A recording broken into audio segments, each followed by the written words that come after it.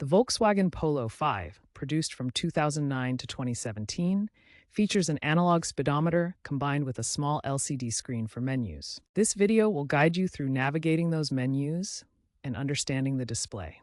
Despite being an older system, it provides essential information like speed, RPM, and mileage. Note that this system is outdated compared to modern digital dashboards found in newer vehicles.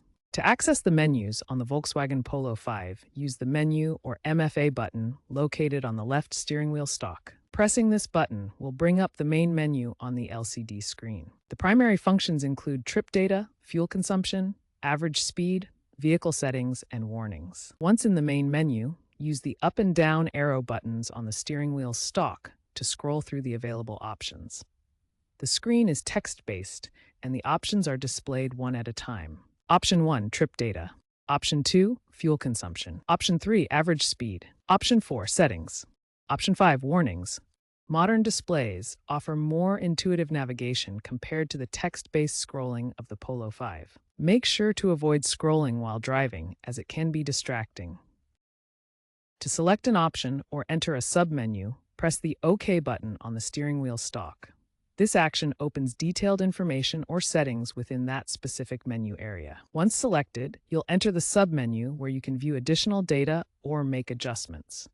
For example, entering the Trip Computer submenu shows detailed mileage and fuel information. If you make a mistake or want to return, press the back button on the steering wheel to go to the previous screen. The Trip Computer displays key information like distance traveled and fuel range to help monitor your journey.